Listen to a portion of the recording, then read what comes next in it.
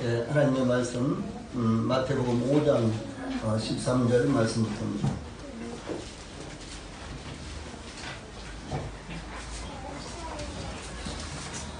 하나님의 말씀 마태복음 5장 13절부터입니다. 제가 봉독을 해드리겠습니다.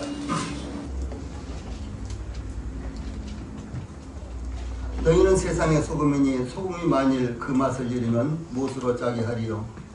후에는 아무 쓸데없어 다만 밖에 버려져 사람에게 밟힐 뿐이니라. 너희는 세상의 빛이라 산 위에 있는 동네가 숨겨지지 못할 것이요 사람의 등불을 켜서 말 아래 두지 아니하고 등경 위에 두나니 이러므로 집 안 모든 사람에게 비치느니라. 이같이 너희 빛이 사람 앞에 비치게 하여 그들로 너희 착한 행실을 보고 하늘에 계신 너희 아버지께 영광을 돌리게 하라. 아멘. 자, 앞에 보시고 같이 한번 읽읍시다. 시작. 너희는 세상의 소금이니 소금이 만일 그 맛을 잃으면 무엇으로 짜게 하리요? 너희는 아무 쓸데없어 다만 밖에 버려져 사람에게 밟힐 뿐이니라. 너희는 세상의 빛이라 산 위에 있는 동네가 숨겨지지 못할 것이요 사람의 등불을 켜서 말 아래에 두지 아니하고 등경 위에 두나니 이러므로 지루한 모든 사람에게 비치느니라. 이같이 너희 빛이 사람 앞에 비치게 하여 그들로 너희 착한 행실을 보고 하늘에 계신 너희 아버지께 영광을 돌리게 하라. 아멘. 예, 오늘은 마태복음 5장 13절로 16절 말씀을 통해서 이 세상에서의 그리스도인의 역할, 우리 그리스도인들이 세상에서 어떻게 빛으로 소금으로 그 역할을 할 수 있겠는가, 이런 말씀을 전해드리겠습니다. 이 5월은 가정의 달이죠. 5월을 가정의 달로 정하여 이 가정과 관련된 행사를 집중하고 있는 것은 이 가정의 소중함을 더욱 강조하기 위한 것입니다. 가정은 가진 사람이나 가지지 못한 사람이나 병든 사람이나 건강한 사람들이나 심지어 가정에 있는 사람들이나 여행 중에 있다거나 혹은 또 이제 가족들과 함께 있는 사람들에게도 동일하게 모든 사람들에게 가정은 필요합니다. 이 가정보다도 좀 더 넓은 세계가 사회고 사회보다 더 넓은 세계가 세상입니다.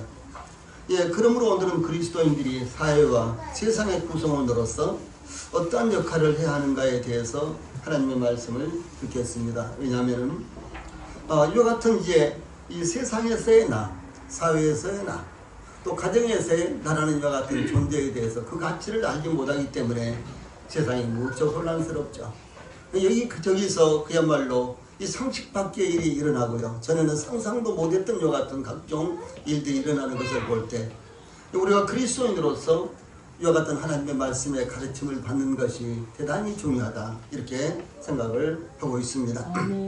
이 그리스도인들이 그리스도에게 속한 사람으로서 교회라는 공동체의 일원이요 또한 사회와 세상의 일원이라는 것을 확실하게 인식하지 않으면 개인의 삶뿐만 아니라 이 그리스도인으로서 하나님의 영광을 드러내는 것이 아니라 오히려 하나님의 이름을 욕되게 할 수도 있기 때문에 이와 같은 가르침은 저희들에게 대단히 필요하다라고 생각을 하고 있습니다.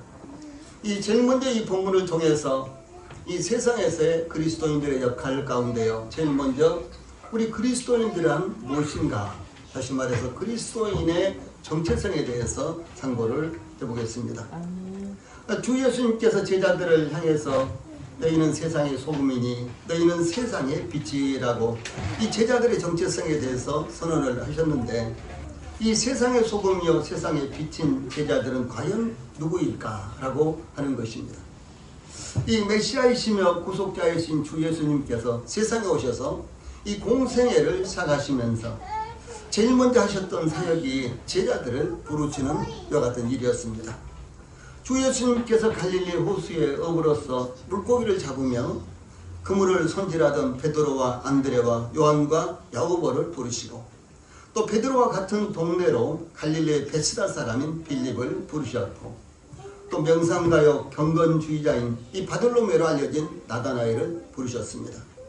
또한 쌍둥이로 알려진 도마, 세관에서 근무하는 세리마테, 또 키가 작은 야고보, 또 유다로 알려진 다데오, 또 열심당원 가난인 시몬, 계산에 빠른 가룟 유다도 부르셨습니다.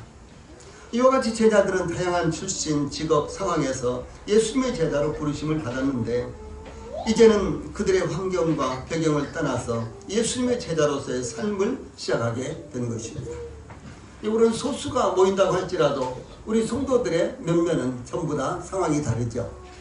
나이도 다르고 또 뿐만 아니라 고향도 다르고 그런가 하면 출신 배경도 다르고 성장 배경도 다르고 또 생각하는 것이나 등등 모든 것들이 다 다릅니다.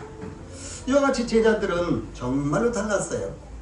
갈릴리 호수에 어부가 있었는가 하면은 그런데 참 괜찮은 집안에서 태어나서 좋은 교육을 받은 이와 같은 제자들도 있었습니다. 그러나 이제 그들의 출신과 직업과 이 상황 속에서 예수님의 제자로 부르심을 받았는데 이와 같은 모든 것들을 뛰어넘어서 이제 제자로서의 삶을 그들이 살 수 있도록 예수님께서 부르셨다라고 하는 것입니다.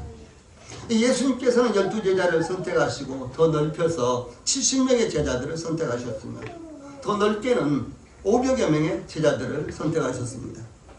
그러나 어떤 범위에 속하든지 제자들이 예수님을 선택한 것이 아니라 예수님께서 제자들을 선택하셔서 일일이 부르셨다라고 하는 것은 가장 중요한 핵심이 되는 것입니다. 이 저들도 마찬가지예요. 저희들이 예수님을 선택한 것이 아니라 예수님이 저희를 선택했고 저희들이 하나님을 선택한 것이 아니라 아니 나는 하나님을 믿었는데 그 믿음으로 말미암아 됐는데 우리가 그렇게 생각할지라도 더 하나님의 놀라운 경륜 가운데 보면요 우리가 하나님을 선택한 것이 아니라 하나님이 우리를 선택하셔서 부르셨다라고 하는 것이 대단히 중요하다라고 하는 것입니다. 이 예수님께서 제자들에게 전도를 보내시고 이제 제자들이 돌아오자 너희는 나를 누구라 하느냐 이렇게 부르시자 베드로가 주는 그리스도시요 살아계신 하나님의 아들입니다 라고 이렇게 신앙 고백을 할 때 예수님께서 그 베드로에게 그리고 제자들에게 바요나 시몬아 내가 복이 있도다 이를 내게 알게 한 이는 혈육이 아니요 하늘에 계신 내 아버지니라 이렇게 말씀을 하셨습니다. 내가 그리스도인 것을 하나님의 아들인 것을 베드로 너가 알게 된 것 그리고 제자들이 알게 된 것은 제자들이 열심히 연구하고 제자들이 경험적으로 이렇게 깨닫게 되는 것이 아니라 하나님께서 제자들에게 바로 예수님이 하나님의 아들이요 구세주라는 사실을 알 수 있도록 이렇게 역사하신 것이다 라고 하는 사실입니다. 그러므로 저희들도 동일하게 마찬가지입니다. 저희들도 동일하게 바로 하나님께서 저희들로 하여금 하나님이 어떤 분이신지 또 예수님이 어떤 분이신지 알게 하시지 아니하셨다면 저희들 가운데 하나님을 아는 분들은 단 한 사람도 없다라고 하는 것입니다. 그래서 주 예수님께서 이렇게 말씀하세요. 나를 보내신 아버지께서 이끌지 아니하시면 아무도 내게 올 수 없으니 오는 그를 내가 마지막 날에 다시 살리리라 이렇게 말씀하셨습니다.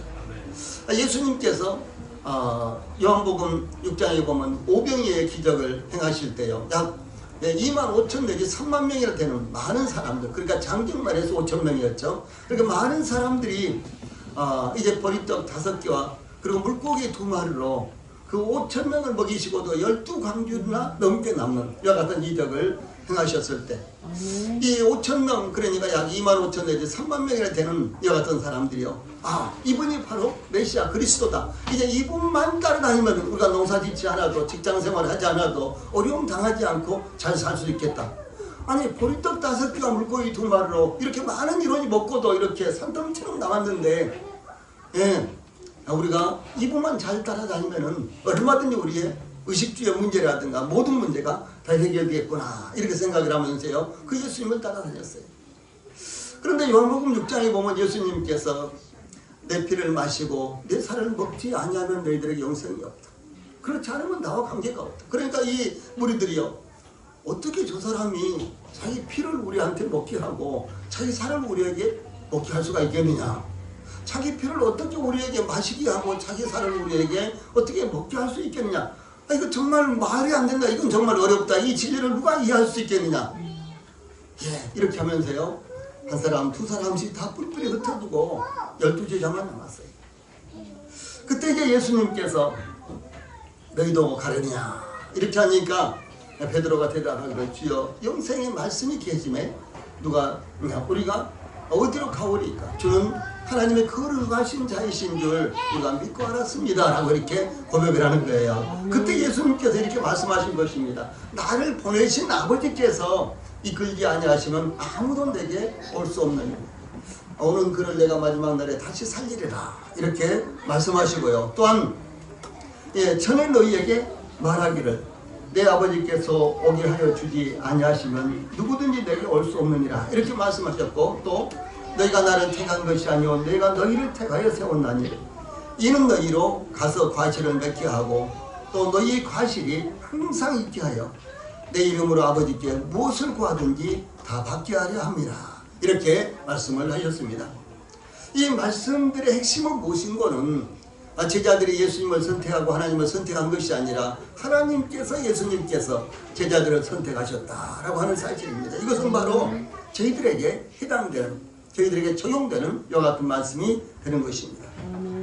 아담과 하와가 하나님께서 금하신 실과를 따먹음으로 범죄했을 때 하나님께서 그들을 찾아오셨지만 아담과 하와는 하나님의 소리를 듣고 하나님께서 오시는 소리를 듣고 하나님의 얼굴을 피하여 동산 나무 사이에 숨었습니다. 그때 하나님께서 아담에게 내가 어디 있느냐 찾아오셔서 이렇게 아담을 찾으셨어요. 이 이스라엘이 범죄함으로 하나님의 말씀이 희귀하여 이상이 흔히 보이지 않던 시대에 대제사장 엘리는 눈이 점점 어두워서 잘 보이지도 않았을 때였습니다. 그때 하나님의 등불은 꺼질락 말락 꺼질락 말락 가물가물 하는 것 같은 상황에 그때 엘리는 이 자기 초소에 누워서 잠이 들었고 사무엘은 하나님의 교회에 있는 성전에서 누워 잠을 자려고 이렇게 할 때 하나님께서 사무엘을 찾아오셔서 사무엘아 사무엘아 이렇게 연거푸서 3번이나 부르신 것입니다. 이와 같이 예수님의 12 제자들이나 혹은 또 70여 명의 제자들이나 혹은 또 500여 명의 제자들이나 한결같이 이 제자들이 예수님을 선택한 것이 아니라 예수님께서 그들을 찾아오셔서 그들을 부르시고 그들을 선택하시고 그들을 부르셨다라고 하는 사실입니다. 그러므로 이 제자들에 대한 정체성은 자원에서 제자가 된 것이 아니라 예수님의 선택이었다는 것이 대단히 중요한 핵심인 것입니다. 저희들이 예수님을 선택했다면 저희들은 얼마나 시시각각으로 변합니까? 그렇죠? 저희들의 생각도 변하고 저희들의 결심도 변하고 아무튼 저희들은 모든 것은 변합니다. 그런데 하나님은 영원히 변치 아니하신 분이세요. 그래서 하나님께서 저희들을 선택하시고 저희들을 부르신 것은 영원히 변치 않으시는 것이라는 사실이에요. 아멘. 세상에서는 12 제자들보다도 훨씬 더 똑똑하고 또 사회적인 주의나 배경이 좋은 사람들이 많이 얼마든지 있습니다. 그러나 예수님께서 12 제자만을 선택하신 것은 하나님의 뜻이었으며 하나님의 주권이었습니다. 이스라엘에 대해서도 하나님께서 이사야서 43장 1절에 비슷한 말씀이 45장 4절에도 나옵니다. 야곱아 너를 창조하신 여호와께서 이제 말씀하시느니라. 이스라엘아 너를 조성하신 자가 이제 말씀하시느니라. 너는 두려워 말라. 내가 너를 구속하였고 내가 너를 지명하여 불렀나니 너는 내 것이라. 이렇게 말씀을 하십니다. 내가 한 사람 한 사람을 이름을 불러서 헷갈리지 않게 모두를 함께 부른 것이 아니라 한 사람 한 사람을 딱딱 지명해서 이렇게 불렀다라고 하는 사실입니다. 이와 같이 우리가 그리스도인이 된 것은 우리의 배경 때문이 아니었습니다. 우리가 가진 어떤 장점이나 특성 때문이 아니었습니다. 오직 부르신 이의 뜻이었습니다. 마치 우리가 원하는 상품을 값을 지불하고 사는 것처럼 하나님께서 예수님의 목숨을 값으로 지불하고 우리를 사셔서 우리를 사셔서 우리를 하나님의 소유로 삼으셨다라고 하는 사실입니다. 아멘. 요즘 소고기가 잘 팔린다 그러더라고요. 그렇죠? 돼지고기도 값이 빡 뛰었대요. 정부에서 참 공짜같이, 사실은 다 세금입니다만은 공짜같이 이렇게 나눠지니까 되게 그야말로 우리는 60만원 받았는데 600만원 정도 받은 것처럼 기분이 좋더라고요. 그렇죠? 여러분들도 그렇게 느꼈습니까? 그리고 이거 한 번만 줄 것이 아니라 매달마다 줬으면 너무 좋겠다. 뭐 이런 생각도 들고요. 뭐 나라는 뭐 빚이 지든지 어쩌든지 간에 일단 뭐 우리 못 사는 사람들은 매달마다 줬으면 좋겠다 뭐 이런 생각이 들고요. 그리고 돈이 딱 들어오니까 뭐 쓸 데가 별로 없는 것 같으면서도 뭐 이것저것 할 것이 너무 많아요. 그렇죠? 참 좋은 이와 같은 시절에 저희들이 태어났고 좋은 시대를 저희들이 보내고 있습니다. 그래서 우리가 원하는 것, 아무리 돈이 들어와도요, 우리가 원하는 것을 우리가 사잖아요. 그렇죠? 우리가 원하는 것을 옆에 식당에 가서도 김치찌개를 먹을까 아니면은 순두부찌개를 먹을까 아니면은 뭐 뭘 먹을까 뭐 이렇게 하면서 우리가 골라서 먹잖아요. 이와 마찬가지로요, 하나님께서 세상에 수도 없이 많은 사람들 가운데 쟤들 한 사람 한 사람 이름을 불러서 쟤들 한 사람 한 사람을 정하시고요, 하나님께서 저희들을 선택하시고 부르셨다라고 하는 사실을 이렇게 말씀하는 것입니다. 이와 같이 제자들, 그리스도인들은 이 세상의 소금이요, 빛이 된 것은 그리스도인들의, 저희들의 어떤 장점이라든가 저희들의 어떤 긍정적인 이와 같은 점 때문에 저희들이 세상의 소금이나 빛이 된 것이 아니라 저희들을 부르시고 선택하신 하나님께서 저희들을 세상의 빛이요 소금으로 만드셨다, 삼으셨다라고 하는 사실이 중요한 것입니다. 그래서 이것은 제자들, 그리스도인들의 어떠함 때문에 된 것이 아니라 제자들이 그리스도 안에 있기 때문에 세상의 소금이요 빛이 된 것처럼 이 그리스도인들이 그리스도 안에 있기 때문에 빛이요 소금이 된 것을 의미를 하고 있는 것입니다. 그러므로 우리의 정체성은 무엇입니까? 하나님께서 우리를 선택하시고 부르셔서 이 하나님의 백성이요, 그리고 하나님의 성도요, 이 그리스도인이요, 주의 몸된 지체요, 세상의 소금이요 빛으로 삼으신 바로 그것입니다. 이와 같이 그리스도 안에서 우리의 정체성이, 우리의 신앙이요 삶의 근거가 된다는 사실을 우리 성도들이 잊지 않기를 바랍니다. 아멘. 두 번째로 이 본문, 이 세상에서의 우리 그리스도인들의 역할 가운데요, 두 번째로는 그리스도인들의 삶의 환경, 이 하나님께서 저희들을, 주 예수님께서 저희들을 세상의 소금으로, 세상의 빛으로 삼으셨는데 저희들이 살아가는 이 세상의 삶의 환경은 어떤 것인가? 갑작스럽게 코로나19가 이렇게 번져서 전 세계가 이 코로나19의 영향을 받습니다. 이와 마찬가지로 저희들 각자가 살아가는 여러 삶의 환경이 있죠. 우리가 세상에서 소금으로 빛으로 살아가는데 저희들의 이 삶의 환경은 어떤 것인가? 그런 말씀입니다. 너희는 세상의 소금이니 너희는 세상의 빛이니라, 이런 말씀을요 우리가 생각할 때 이 그리스도인들의 삶의 환경이 어디냐라고 하는 것입니다. 즉 우리 그리스도인들의 삶의 환경은 세상이다 라고 하는 것입니다. 우리가 세상에서의 소금이고 세상에서의 빛이다 라고 하는 사실입니다. 이 세상이라는 단어가 요한복음에는 무려 78번이나 언급이 되어 있는데, 지구 땅덩어리를 의미하는 것이 아니라 인간이 살아가고 있는 이 세상, 이 세계 혹은 인간 자체를 이 세상이라고 요한복음에서 부르고 있습니다. 이 또한 하나님께서 창조하신 이 세계, 그래서 전 피조물 혹은 인간 사회를 의미하기도 합니다. 세상은 그런데 하나님께서 창조하신 창조물인데도 불구하고 하나님을 잊어버리고 하나님의 뜻을 거스르며 죄로 말미암아 하나님의 심판 아래 있는 것입니다. 요한복음서에서는 세상 임금, 세상 신 혹은 마귀의 지배를 받음으로 하나님과 대립하고 있는 세계를 바로 세상이라고 이렇게 사용하고 있습니다. 이 세상은 하나님을 알지 못하며 불신자들은 세상에 속한 하나님을 알지 못하는데, 이 세상에 있는 믿지 않은 사람들, 불신자들은 이 세상에 속한 자들이다, 이렇게 성경은 기록하고 있습니다. 한편 그리스도인들은 세상에서 살아가고 있지만 주 예수님께서 세상에 속한 자가 아닌 것처럼 세상에서 살고 있어도 그리스도인들은 세상에 속한 자가 아니다 라고 하는 것이 성경의 교훈입니다.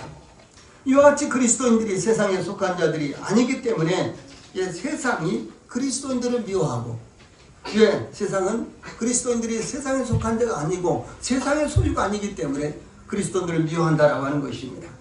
또 그리스도인들은 세상에서 환난을 당하는 것이라고 이렇게 가르치고 있습니다. 이 요한복음서에서는 다음과 같이 세상과 주 예수님, 세상과 그리스도인들의 관계를 증거를 하고 있습니다. 첫째, 요한복음 1장 10절에 보면 그가 이 세상에 계셨으며 세상은 그로 말미암아 침받되었을 때 세상이 그를 알지 못했다, 이렇게 증거하고 있습니다. 또 요한복음 15장 19절에서는 너희가 세상에 속하였으면 세상이 자기의 것을 사랑할 터이나 너희는 세상에 속한 자가 아니요 도리어 세상에서 나의 택함을 입은 자인 거로 세상이 너희를 미워하느니라, 이렇게 말씀하였습니다. 그래서 그리스도인과 이 세상과의 관계, 세상과 우리 그리스도인과의 관계는 바로 하나님과 세상과의 관계와 똑같다는 것입니다. 다시 말해서 하나님은, 이 세상은 하나님의 창조물인데도 불구하고 세상은 하나님을 거역하고 하나님을 멀리 떠나고 그리고 하나님을 반대하는 이와 같은 것입니다. 이와 마찬가지로 우리가 하나님께 속해 있고 세상에 속하지 않았기 때문에 세상은 그리스도인들을 싫어하고 미워하고 또 그리스도인들을 핍박하는 것입니다. 만약에 우리 그리스도인들이 믿지 않는 사람이라면 세상에 어디서든지 핍박을 받을 일이 없습니다. 중국에서나 혹은 북한에서나 아니면 저 아프리카 여러 나라들이라든가 혹은 이슬람 국가에서도 우리가 그냥 믿지 않는다면은, 하나님을 믿지 않는다면 아무런 핍박을 받을 일이 없습니다. 예를 들어서 이슬람 국가, 저 사우디라든가 이런 나라들 있죠. 이 사우디 같은 나라는 기독교를 가장 탄압하는 나라들 중에 한 나라입니다. 그런데 이 사우디 같은 나라에서 이제 알라는 유일하신 하나님이시죠. 마호멧은 대사도이시다, 이것만요 이야기를 하면은 당장 형제라 그러면서 안아주고 모든 편의를 다 제공해 줍니다. 아주 간단해요. 우리 기독교에서 주기도문 외우는 것보다도 훨씬 더 쉽잖아요. 알라는 유일하신 하나님이시고 마호멧은 알라의 대사도이시다. 얼마나 쉽습니까? 그렇죠? 이것만 하면 어디서든지 통과됩니다. 그런데 만약에요, 참 예수님을 믿는다 이렇게 해서요 공개적으로 예배를 드린다든가 전도를 한다든가 그러면 가차없이 체포가 돼서 감옥에 들어간다든가 혹은 목숨을 잃는다든가 이럴 가능성이 아주 농후합니다. 이것은 바로 이 세상의 그리스도인들이 세상에 속하지 않았기 때문이고, 그렇기 때문에 그리스도인들이 세상에서 미움을 받고 핍박을 당한다라고 하는 것입니다. 이와 같이 그리스도인들의 삶의 환경은 이 하나님을 거역하며 하나님께 속하지 않았고 또 그리스도인들을 미워하는 세상이다. 이 세상이 우리 그리스도인들의 삶의 환경이다라고 하는 것입니다. 그러므로 세상에서 우리 그리스도인들이 환영받는 것은 대단히 어려운 일입니다. 만약에 역으로 우리 그리스도인들이 세상에서 환영받는다면 그리스도인들의 신앙에 무엇인가가 문제가 있다라고도 볼 수가 있습니다. 그래서 세상에서 우리 그리스도인들이 환영받는 것은 대단히 어려운 일입니다. 우리 성도들이 하나님께 속하였기 때문에 좋아하는 것처럼 하거나 혹은 긍정적인 것처럼 보기도 하지만은, 그러나 속내는, 세상 사람들은요 속내는 싫어하는 이와 같은 마음을 갖고 임한다는 것입니다. 예를 들어서 우리는 일본 사람들이 좋은 말을 할지라도 믿지를 못하죠. 그런가 하면 또 중국의 시진핑이나 러시아의 푸틴이 우리나라에 대해서 좋은 평가를 하더라도 그 의도를 의심스럽게 생각을 합니다. 의도가 무엇인지 기다려봐야 돼, 살펴봐야 돼, 이렇게 생각을 하죠. 요즘은 베트남 사람들이 우리를 가까이 하려고 여러 가지로 시도를 하지만은 최근의 사건들 때문에 그들의 의도를 순수하게 우리나라 사람들이 받아들이지 않고 지금은 반베트남 정세가 우리 국민들 가운데 거의 대부분 다 이렇게 받아들여지고 있습니다. 예를 들어서 신천지나 안상홍 증인이나 같은 사람들이 우리를 좋게 보더라도요 우리는 그대로 받아들일 수가 없지 않습니까? 왜냐하면 그들은 다른 의도를 갖고 있기 때문에 우리를 좋게 여긴다고 이렇게 겉으로는 이야기를 하기 때문에 그렇습니다. 이와 같이 세상이 그리스도인들에게 호감을 갖고 접근하더라도 세상은 그리스도인들을 좋아하고 사랑할 수가 없습니다. 이 하나가 될 수가 없습니다. 기름과 물과 같은 관계이기 때문에 그렇습니다. 그러므로 세상이 그리스도인들에게 접근하는 것은 그리스도인들을 자기들의 유혹물로 만들기 위한 것이며 그리스도인들을 위한 것이 아니라는 사실을 우리가 알아야만 되는 것입니다. 이와 같이 그리스도인들의 삶의 환경은 이 근본적으로 그리스도인들을 미워하며 싫어하는 세상 가운데서에 이루어지고 있는 것입니다. 세상의 지배자 곧 세상의 임금은 마귀입니다. 이와 같은 말씀이 성경에 여러 군데 나옵니다. 또 이 세상 사람들은 마귀에게 속하여 있습니다. 아마 이 성경을 우리가 다른 측면에서 볼 때요, 하나님과 마귀의 싸움이 창세기부터 요한계시록까지 나타난다고 이렇게 볼 수가 있는 것입니다. 이 마귀는 십자가의 원수입니다. 그리스도인들의 대적 마귀는 울분 있는 사자처럼 그리스도인들을 삼키기 위해서 여기저기 찾아다니고 있는 것입니다. 그러므로 야고보서 4장 7절에서 그런즉 너희는 하나님께 순복할지어다. 이 마귀를 대적하라. 그리하면 너희를 피하리라. 이 마귀는 대적자이지 우리가 가까이 해야 될 대상이 아니다라고 하는 사실입니다. 그러므로 그리스도인들이 세상에서 환영받는 것은 어려운 일입니다. 더구나 십자가의 복음을 증거할 때는 더욱 외면당하며 대적을 당합니다. 그러므로 우리 성도들이 이 마귀가 지배하는 세상에, 이 마귀가 지배하는 마귀의 세상이요, 마귀가 임금으로 다스리는 이 세상에서 그리스도인으로 살려고 할 때 이 고난을 당한다는 것은 이 필연적이라는 사실을 우리 성도들이 잊어서는 안 되는 것입니다. 자, 세상에서의 그리스도인의 역할 가운데 세 번째로는 그리스도인들의 세상에서의 위치가 어떤 것인가, 이런 말씀을 증거하고 있습니다. 이와 같이 그리스도인들이 세상에서 멸시당하고 핍박당하지만 주 예수님께서는 제자들에게 너희는 세상의 소금이니 너희는 세상의 빛이라 이렇게 말씀하신 것처럼 이 그리스도인들은 세상의 소금이요 빛으로 그리스도인들을 이 세상의 빛이요 소금으로 삼으셨다라고 하는 것입니다. 세상이 우리 그리스도인들을 미워하고 이 세상이 우리 그리스도인들을 신앙적으로도 침몰시키려고 하고 있지만, 그런데도 불구하고 우리 그리스도인들은 세상에서 소금이요 빛이다 라고 하는 사실입니다. 이 사실을 우리 성도들이 잊지 않기를 바랍니다. 자, 그리스도인들이 세상의 소금이요 빛이지만 또한 세상에서 살아가야 하는 것은 그리스도인들의 삶의 환경이 물리적인 것뿐만 아니라 정신적인 것까지도 세상에 포함되어 있다라고 하는 사실입니다. 국가와 사회와 가정은 물론 우리의 언어와 생각과 꿈과 이상까지도 세상에 속한 것이 될 수가 있습니다. 그러므로 우리 그리스도인들은 국가와 사회와 가정은 물론 우리의 언어와 생각과 꿈과 이상에서도 이 세상 가운데서 소금이야 하며 비춰야 한다라고 하는 사실입니다. 무슨 말인가는 우리가 생각하는 것도 세상에서의 소금이요 빛이야 되고, 우리 행하는 것도 세상에서 소금이요 빛이야 된다라고 하는 사실입니다. 또한 세상에 속하지 않았지만 세상에 있는 교회와 그리스도인들의 모든 활동도 세상에서 이루어지고 있습니다. 우리가 전도를 할 때도 세상으로 나가야 되고 그랬죠. 우리가 또 삶의 환경도 세상에 있다라고 하는 사실입니다. 그러므로 우리가 다시 오실 우리 주님을 만날 때까지 우리의 모든 사역과 섬기는 모든 것들은 세상에서 이루어지고 있는 것입니다. 그러므로 우리는 교회와 그리스도인으로서 섬기는 모든 사역에서도 소금이야 하며 비춰야 한다라고 하는 사실을 우리 성도들이 항상 잊어서는 안 되는 것입니다. 이 소금의 특성이 무엇입니까? 소금의 특성은 짠맛입니다. 딱 한 가지 짠맛. 물론 여러 가지 화학적으로 성분은 많이 있습니다. 그런데 그 중에 가장 중요한 것은 소금은 짠맛입니다. 그러므로 소금은 인류 역사에서 언제 어디서든지 일상생활과 가장 밀접한 관련이 있습니다. 아마 소금보다도 더 우리의 일상생활과 관련이 깊은 것은 아마 없을 것입니다. 쌀도 중요하고 물도 중요하죠. 그런데 소금도 그에 못지않게 대단히 중요한 것입니다.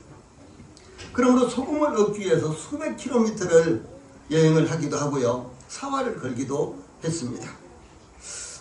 이제 지금으로부터 한 50년 전 자동차가 나오기 전 100년 전만 해도요, 우리나라에서도 내륙지방에서는 이 소금을 얻기 위해서 굉장히 아주 힘들었습니다. 이 소금이 금값이었어요. 그 당시에는. 왜 그러냐 하면은 저 서해안 바다에서 혹은 저 남해안 바다에서 소금을 만들어서 그것을 지게로 짊어지고 그 내륙까지 며칠씩 그것을 짊어지고 와야 되기 때문에, 그렇죠?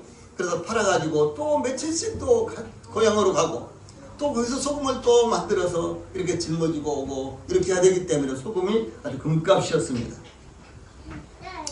그래서 소금을 쥔 사람을 승리자로 여기기도 했습니다. 그래서 이 소금이 마치 사활을 걸 만한 이와 같은 물질이었습니다. 이 소금의 특성을 통해서 소금은 이 성경에서요 인내와 순결을 의미하며 부패 방지의 성경으로 소금이 나타납니다. 그러므로 거룩한 제사에 사용되었고 또 하나님과의 영원 불변하는 언약과 관련을 맺는 것이 바로 이 소금이었습니다. 소금은 음식에 넣으면 어떻습니까? 아유 싱거워, 아유 짜, 이렇게 이야기하죠.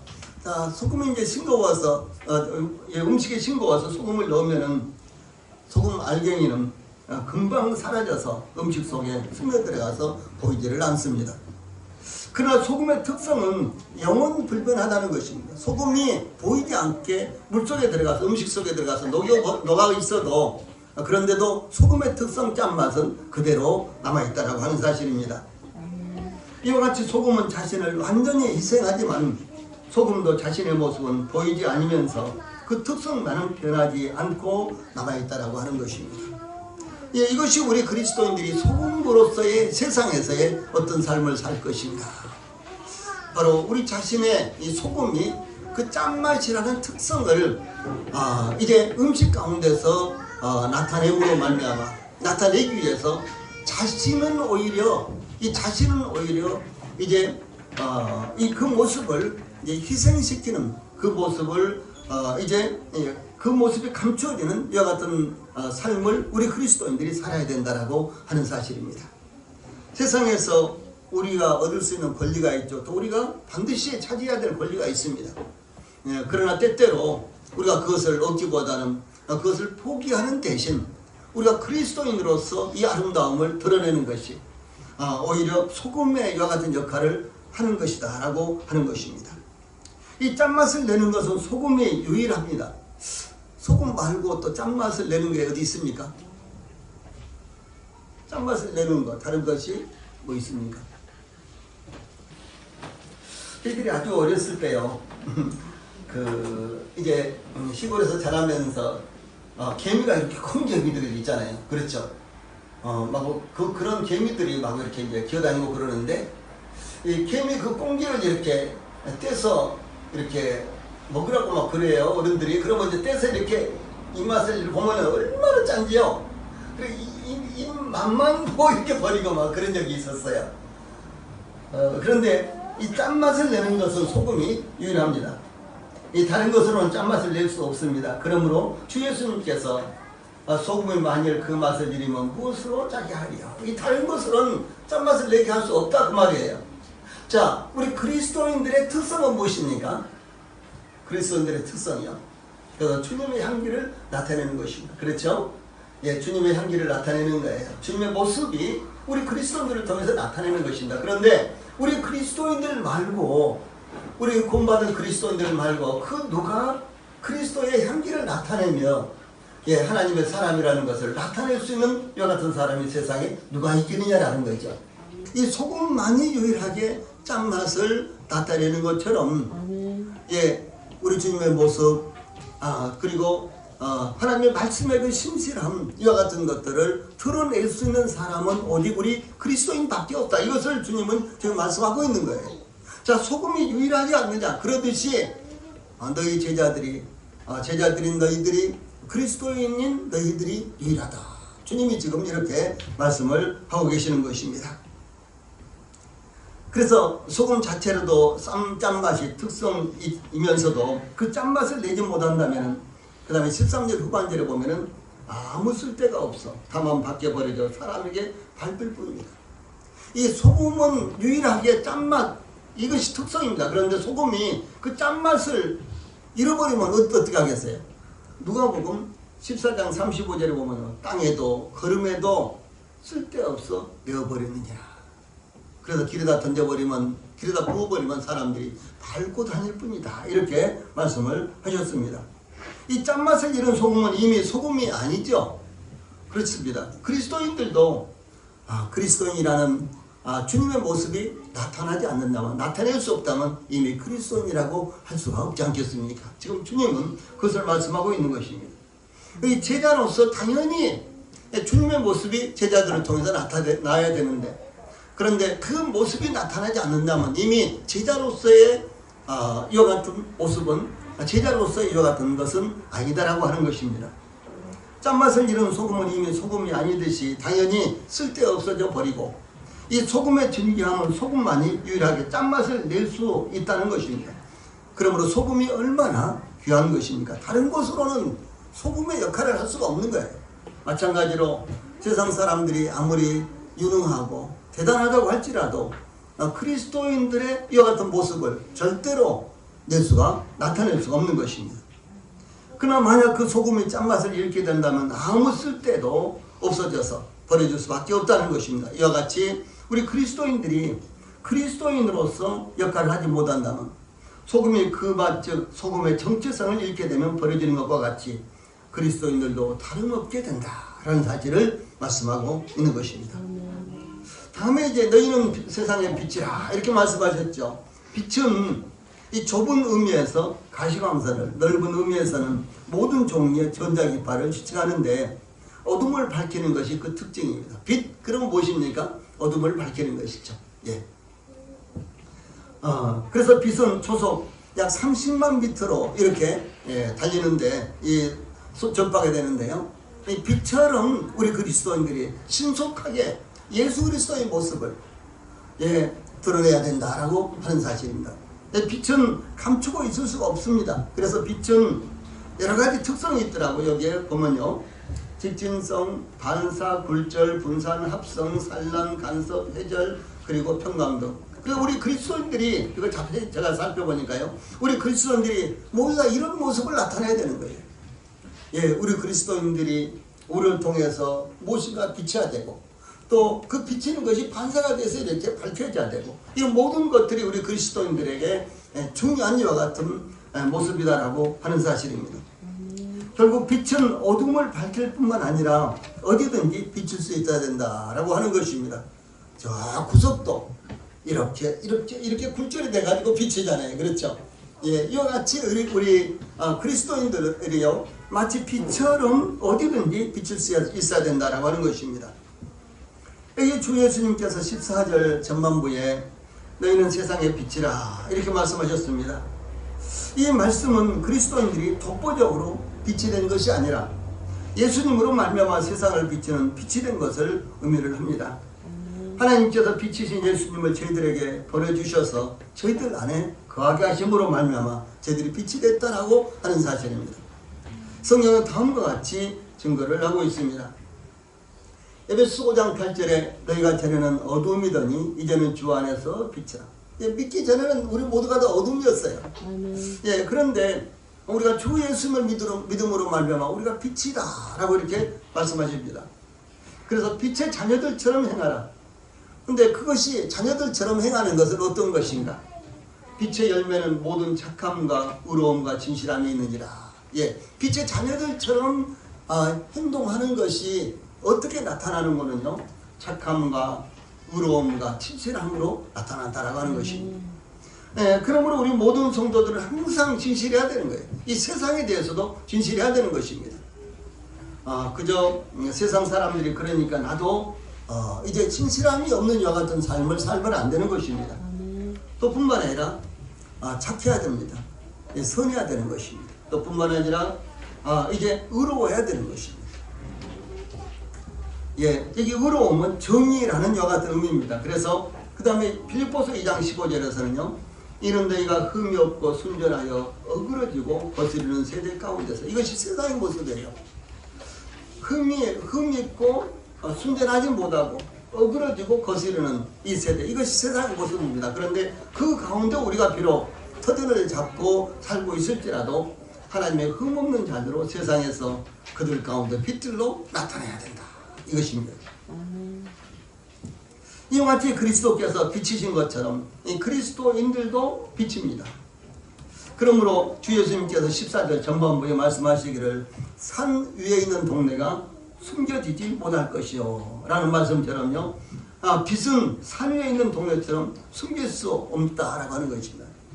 자, 이제 그 중동지방에 가면요, 산 위에 있는 동네가 특별히 아마 스페인이라든가 포르투갈이라든가 그런 그림들을 보면요, 산 위에 있는 동네들이 있는데 동네가 모두 다 하얀 여 같은 집으로, 뭐 지붕은 빨간 지붕으로 전부 다 되어 있다든가 아니면 하얗게 된 여 같은 지붕으로 동네가 이루어진 이런 이제 사진들이 많이 나와 있습니다. 인터넷에 보면 많이 있습니다.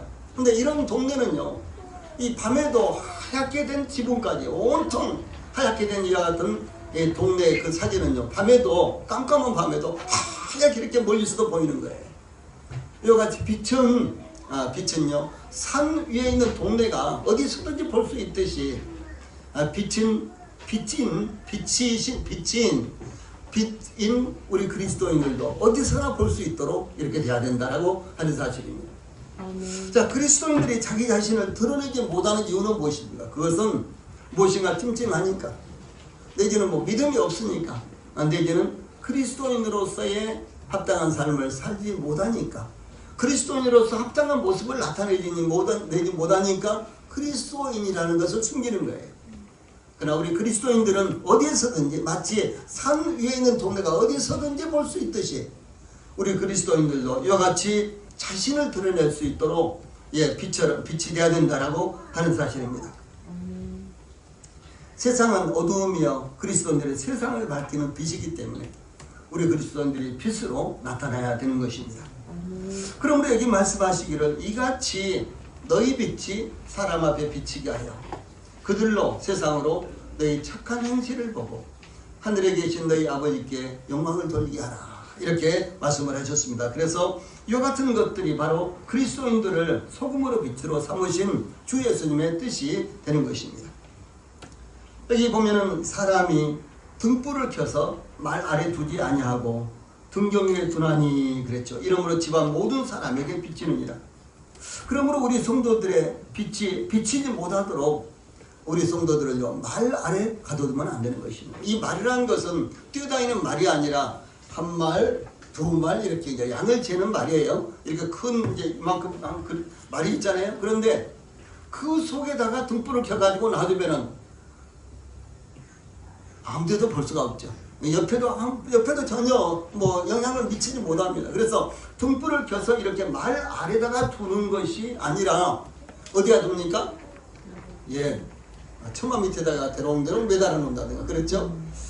옛날 그 처마 밑에 호롱불 하나 켜놓고 등불 하나 켜놓으면요, 그때 기름도 참 이 흔치 못하고 전기불도 없고 이제 그런 시대에 이 처마 밑에다가 등불 하나 이렇게 켜놓으면 조그만 등불인데도 저 마당 끝까지 다 보이잖아요.